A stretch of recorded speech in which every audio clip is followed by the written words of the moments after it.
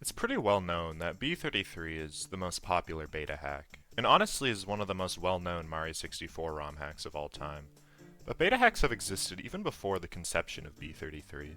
One of those being Super Mario 64 Warped Worlds, or just Warped Worlds for short. This was a ROM hack that unfortunately had a similar development history to B33. Created by Jeff Tastic back in 2020, Warped Worlds had the similar personalized theme that B33 has, even including things like direct references to Mario Classified like B33. But unfortunately, this hack got cancelled many years back, just like B33 did back during 0.9, and the hack was left unfinished at 16 stars. A lot of this game's areas were directly added into B33, or were used as heavy inspiration, but extremely recently a hack known as Super Mario 64 Warped Worlds Anniversary Edition came out. Created by Hellstormer, an unofficial remake of the old ROM hack got released, mostly fixing up things in the old demo, along with adding a few things of its own. Sounds familiar, doesn't it? Anyway, this ROM hack was made not only as a celebration, coming out on Warped World's 4-year anniversary, but was also made as a demo for the full revival that will eventually release. The hack now is a total of 25 stars, and I had a lot of fun with it. And I think the game has a ton of potential when it comes to having a full release. I'm going to talk about all the levels and such in this game, along with its story and general theme, and what I like about it, and why I think everyone watching should at least give it a shot. The game starts exactly like Mario 64, where you spawn into the castle grounds, but you quickly notice that, well, the entire castle is gone, replaced by a single pipe. Reading the sign here mentions that the Koopa crew is almost finished with Bowser's new domain. This domain is the central area that you'll find yourself exploring throughout the game. Unfortunately for Bowser, the pipe was left accessible, and you're able to enter the area. But now you have to gather the 25 power stars scattered around. The layout of the entire domain is really akin to how B33 handles its exploration, as the areas don't really make much sense when it comes to design, like being able to randomly find what seems to be Peach's room, a random library, a garden, etc. It all sort of feels nonsensical. The small bits of story this game has can mostly be found in this library, an area that was added into B33. We can read a bunch of books lying on the tables. Elder Koopa is a name that gets mentioned a lot in-game, but it's a character we never really end up seeing. He's most likely the leader of whatever renovation project Bowser has going on, due to being the one who signed the first sign outside the castle. Another one of the books mentioned how Peach used the Power Stars to make an entire world focused on a delicious cake, and that maybe it'd be possible to enter this world, much like the paintings. This text was actually taken quite literally in B33, where you can actually enter an entire level that is just the massive cake, though it's a lot more sinister in B33. I really love how a lot of the areas in this game look, like the outer strip and internal garden. They look a lot nicer with the more refined art style and lighting of the more modern version of Mario 64, compared to the beta aesthetic of B33. Speaking of that, this game sort of mixes the style of both the beta and modern versions of Mario 64. Mario uses his modern voice lines in Model, while the UI is somewhat based on the beta UI. This game also directly references beta elements of Mario 64, and seems to take place before its conception, due to its heavily personalized theme. The overworld is quite small, but I really think it has a lot of potential when it comes to a full release. The few areas it has are quite detailed, and have a lot to them, such as the signs to read and just stuff to look at. Now I'm going to be talking about the game's 4 main levels. 3 of them have 7 stars, while the secret level has 4. Starting with the first level, Daffodil Meadow. Before I talk about the level itself, I want to talk about its entrance point. Any B33 players probably know where this door takes you in B33, but luckily in this game it takes you to a much more peaceful area. Daffodil Meadow is an altered version of Babam Battlefield. It's way larger and more open-ended, and kinda gives me the vibes of Babam River, due to its heavy focus on waterfalls. The first star is a climb to the top to fight Prince Babam. The climb up is a lot more dynamic than it is in base 64, with there being a cool section where you go inside the mountain to do some platforming. Prince Babam fight is the exact same as King Babam. I would have liked for it to be a bit different, maybe a bit harder since this is meant to be the king at a younger age, but it's still good nonetheless. The 8 red coin star is solid. The level's larger size makes it a bit tougher to find them all, but it's good. The 3rd star where you have to climb the waterfall is really cool too. But my favorite star is probably the one where you actually enter in one of the waterfalls. It's a well-hidden secret, and the interior section looks really nice. The only star I didn't like that much was the final star, where you have to defeat all the piranha plants. And that was only due to the fact that you have to talk to the Koopa NPC here to actually activate the star. I just went ahead and killed all the piranha plants, and I didn't realize that the star wouldn't spawn, but it wasn't too bad. Anyways, this level was quite solid. Honestly, just a direct upgrade from Babam Battlefield in my opinion. The next level is Flying Fortress, probably my favorite level in the entire hack. It's basically an altered version of Whomp's Fortress, but with way more detail and the ability to actually go inside the fortress. The first star has you scale up the fortress to fight King Whomp as usual, but the climb is a lot more dynamic and fun, due to the added paths to climb up. My favorite star in this area has to be the one where you actually go inside the fortress. The interior section looks really cool with all the little spires floating in the void. I think it's a reference to an old liminal space Mario 64 photo as well.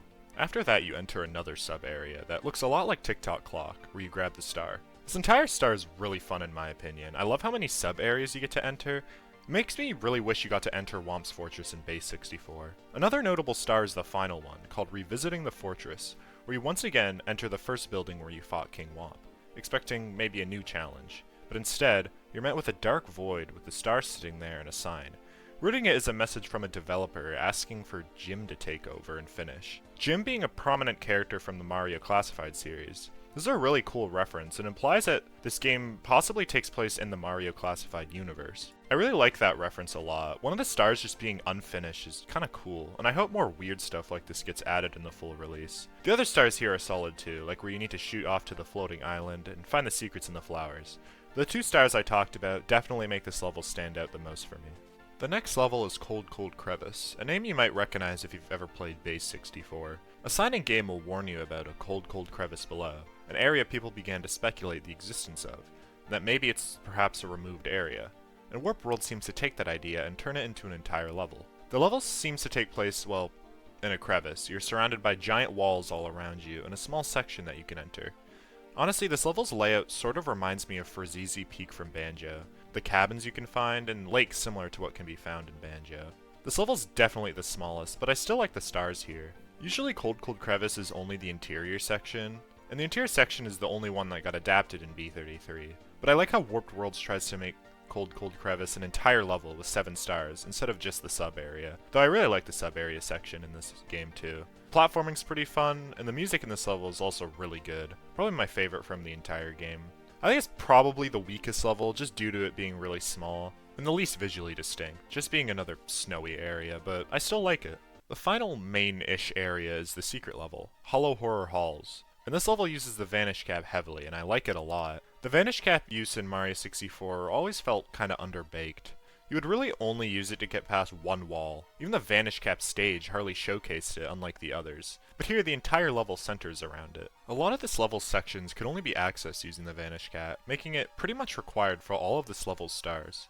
I really like this level visually too. The dark blues look really nice compared to the normal grayish color scheme that Big Boo Taunt uses. This area feels a lot less cramped. The level's probably the most difficult too.